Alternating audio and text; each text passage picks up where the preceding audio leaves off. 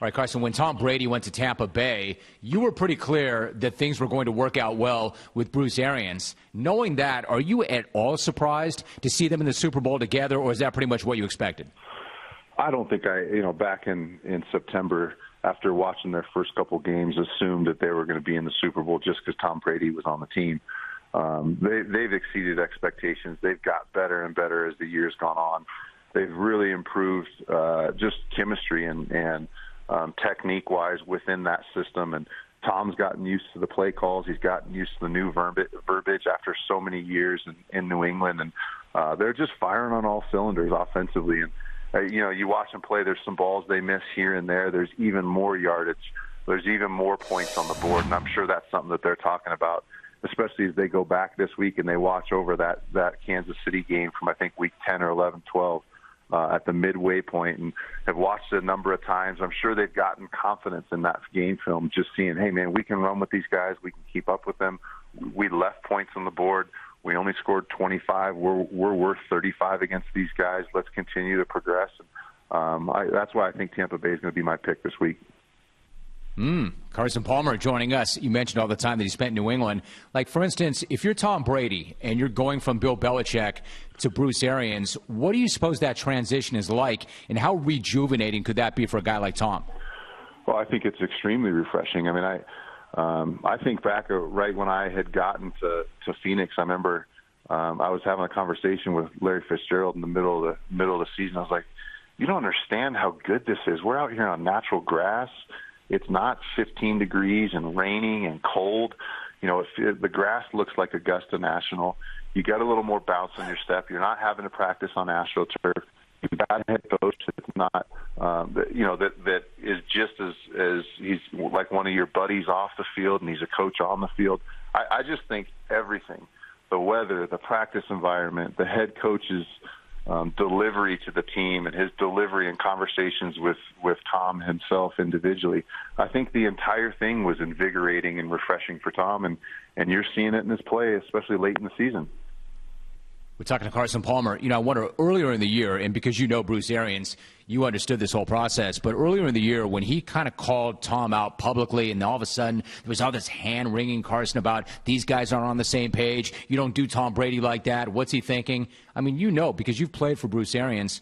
What's he like in a meeting room when you're watching film with that coach? Is he super intense, or is he a lot of fun to be around, or maybe both? Well, when he's talking to you, it's not fun, but it's fun when he's talking to somebody else. I mean, I remember when I first got there, and he led every post-practice film session where we'd go back and watch the previous, the prior practice we just got off the field from. And I was taking notes on the X's and O's of it as he was coaching. I wish I would have taken notes on the one-liners he had for guys that consistently screwed plays up. He had, so many F-bombs. And he would string together 3 or 4 words that were just hilarious. Half of them were cuss words. The other were just directed directly at the player. But, I should have a Rolodex of one-liners from all the funny things he said where he was dead serious, yelling and screaming at a guy about screwing a play up for the 3rd or 4th time in practice. And most of the room is laughing at what he said. And then he gets more pissed because he's not trying to be funny. He's trying to make a point, and he thinks everybody's in there goofing off and having fun. So, he's constant comedy, but not when he's directing, his voice at you. That is an awesome anecdote. Carson Palmer is joining us. I'm curious, what about that first conversation that you had with him? Is it true that in that first conversation with him over the phone, he was stirring ice cubes in his Yeti cup? And if so, and you had to speculate, Carson, not to put you in a bad spot, what do you think was in that cup besides ice? Well, I was actually, when the season had ended, I was in Hawaii with my family, and I got a call from him. And we didn't talk football at all, but he's like, hey, what's up, dude?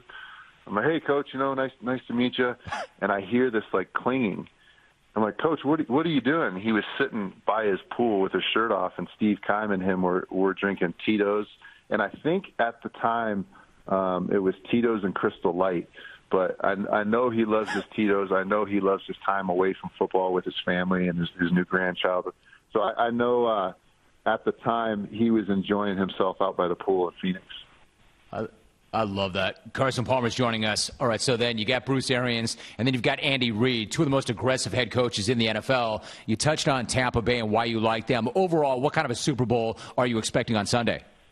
I think it's going to be a really a well-displayed defensive effort from both teams. I think Kansas City, they're such a ball-hawking secondary. They are built to play with a lead. They are built to try to stop the pass and not so much have to worry about the run. I mean, you got Tyrann Mathieu, who is like a receiver, hands-wise on the back end. But the reason I like Tampa is I just like their lateral speed. When you watch Kansas City play, they do so much with Mecole Hardman, with Tyreek Hill, getting the ball and running it from the backfield on these speed sweeps, and they just outflank defenses, and they outrun linebackers. But when you look at this linebacker core and the defensive front in Tampa, it's a ton of speed. I mean, Shaq Barrett led the league in sacks a couple of years ago. Jason Pierre-Paul can absolutely get after the quarterback, especially without Eric Fisher in the game, the starting left tackle for the Chiefs. But those two linebackers on the inside, I think, will be the difference maker. You've got two guys that run sub 4.4 and Devin White and Levante David. So I really, that's why I like Tampa. I think if anybody can run with Kansas City, it's Tampa.